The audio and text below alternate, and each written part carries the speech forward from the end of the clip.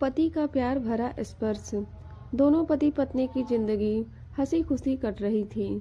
दोनों बहुत खुश थे, किसी बात की कोई कमी नहीं थी। पर एक दिन अचानक सविता काम करते हुए चक्कर खाकर नीचे जमीन पर गिर जाती है। उसका पति उस समय घर पर ही था। अभी अभी थोड़ी देर पहले ऑफिस से आया था। अपनी पत्नी को ऐसी हालत में देखकर संजीव बहुत घबरा जाता है। वह तुरंत डॉक्टर को बुलाता है। सारा चेकअप और टेस्ट करने के बाद कुछ समझ नहीं आया कि आखिर सविता को चक्कर आया तो क्यों आया। डॉक्टर भी संजीव से उसे किसी बड़े डॉक्टर या अस्पताल में दिखाने को बोलकर चला गया। डॉक्टर की बात सुनकर संजीव बहुत परेशान हो जाता है। खैर, जैसा भी हो, जो भी हो, मुझे हर हाल में अपनी पत्नी सविता का इलाज बड़े अस्पताल में बड़े डॉक्टर से करवाना ही होगा। इसके लिए मैं पैसे का इंतजाम करता हूँ। 2-4 दिनों के अंदर ही संजीव अपनी पत्नी को लेकर शहर के सबसे बड़े डॉक्टर के पास जाता है। डॉक्टर ने जब सारा टेस्ट किया तो उसकी बीमारी को लाइलाज बताया। एक ऐसी बीमारी जिसका इलाज इंडिया में पॉसिबल नहीं था। यह सुनकर संजीव के पैरों तले जमीन खिसक जाती है। संजीव की हालत देखकर डॉक्टर को भी तरस आ जाता है। उसे समझाने की कोशिश करता है। देखिए मिस्टर संजीव, आप अपनी पत्नी का अच्छे से ख्याल रखा करिए। यह दवाई जो मैंने लिखा है समय समय पर देते रहना और इनके खान पान का भी ध्यान रखना। फिर कुछ बीमारी कभी कभी प्यार भरा स्पर्श पाकर भी बहुत कम हो जाती है। यहाँ तक मैंने कई लाइलाज बीमारी को ठीक होते हुए भी देखा है। बस ऊपर वाले पर भरोसा रखकर आप अपनी पत्नी को थोड़ा समय दीजिए। प्यार भरे स्पर्श में बहुत ताकत होती है, बड़ी से बड़ी बीमारी को ठीक करने की। इतना सुनकर संजीव को थोड़ी हिम्मत आई। फिर क्या था, घर आकर अपनी पत्नी का खूब ख्याल रखता। और उस घर में था ही कौन, 2 बच्चे थे, दोनों की शादी हो गई, जो विदेश जाकर सेटल हो गए। बूढ़े माता पिता भी घर पर ही रहते हैं, जिनकी देखभाल सविता ही किया करती थी। वे दोनों भी बहुत उदास हो जाते हैं अपनी बहू की तबीयत खराब देखकर। सास मन ही मन सोच रही थी, मेरी बहू बीमार हो गई, ऐसा क्यों हुआ, कितना ख्याल हम दोनों का रखती थी। भगवान अच्छे लोगों के साथ ही बुरा क्यों करता है। रह गए सविता के दोनों बच्चे, जो अपनी जिंदगी में बहुत खुश हैं।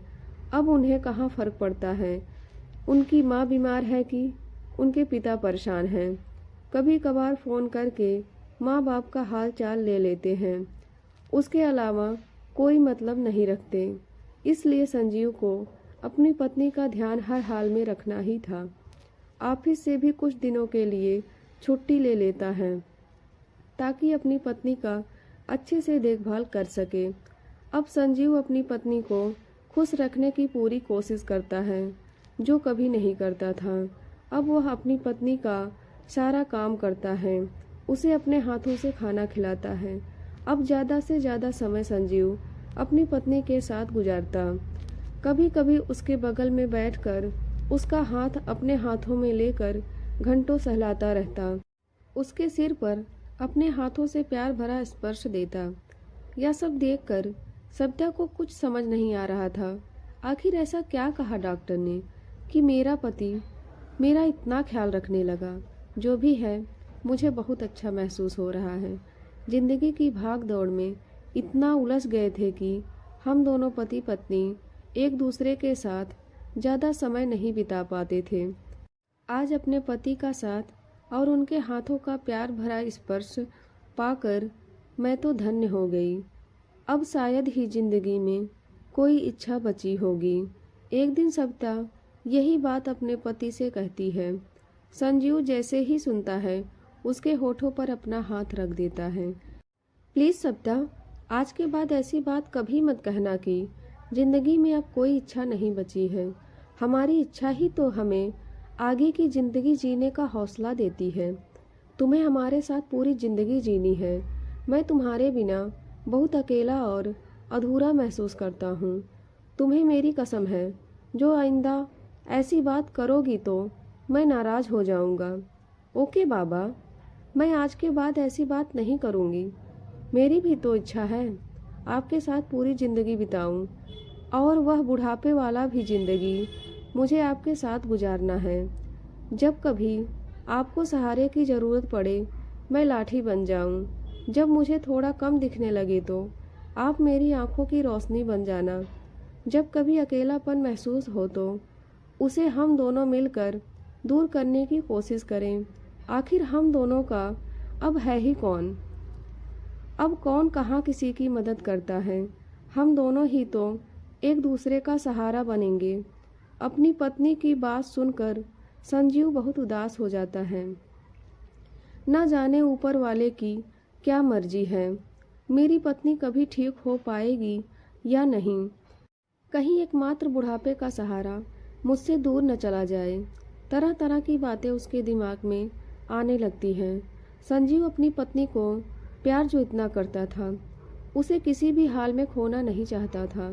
सविता अपने पति को उदास देखकर आज पूछ लेती है, अच्छा यह बताओ, डॉक्टर ने मेरे बारे में क्या कहा? जो आप मेरी इतनी देखभाल कर रहे हो, क्या मैं मर जाऊंगी कुछ दिनों में? मेरी बीमारी का कोई इलाज नहीं है? नहीं नहीं सविता, आइंदा मेरे सामने ऐसी बातें मत करना। मैं ऐसा कुछ नहीं होने दूंगा। वैसे तुम्हें ये बात कैसे पता चली? मैंने तो तुम्हें कभी नहीं बताया। मुस्कुराती हुई सविता कहती है, संजीव जी, आप कैसे भूल जाते हो? मैं भी पढ़ी लिखी हूँ। मैंने अपना रिपोर्ट पढ़ा। मुझे एक ऐसी बीमारी है जो लाइलाज है। उस दिन से आपने ऑफिस जाना भी बंद कर दिया है, जबकि पहले ऐसा कभी नहीं हुआ कि आपने एक भी दिन ऑफिस से छुट्टी ली हो। और दूसरी बात, इसका इलाज इंडिया में है ही नहीं। अगर है भी तो बहुत महंगी है, जिसको हम मिडिल क्लास के लोग कर ही नहीं सकते हैं। थोड़ी देर शांत रहने के बाद संजीव कहते हैं, हाँ सविता, इस बात से मैं दिन ब दिन टूटता जा रहा हूँ। हर हाल में मैं चाहता हूँ कि तुम जल्द से जल्द ठीक हो जाओ। संजीव अपनी पत्नी का हाथ पकड़कर फूट फूट कर रोने लगता है। सविता की आंखों में भी आंसू छलक उठे।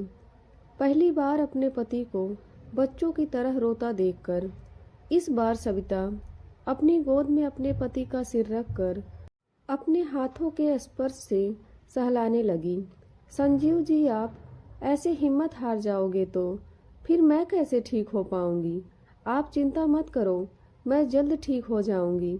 पति का प्यार भरा स्पर्श पाकर कौन पत्नी ठीक नहीं होना चाहेगी? आखिर आप मुझसे इतना प्यार करते हो।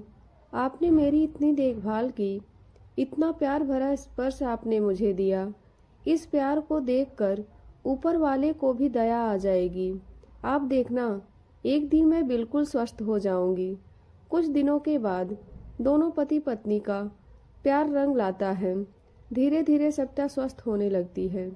अब पहले से उसका शरीर और चेहरा अच्छा हो गया था। यह सब देखकर संजीव के अंदर थोड़ी हिम्मत आती है। एक दिन समय निकालकर वह अपनी पत्नी के साथ डॉक्टर के पास जाता है। डॉक्टर ने दोबारा सविता का चेकअप किया, सारे टेस्ट करवाए। टेस्ट रिपोर्ट देखकर डॉक्टर आश्चर्यचकित हो जाता है।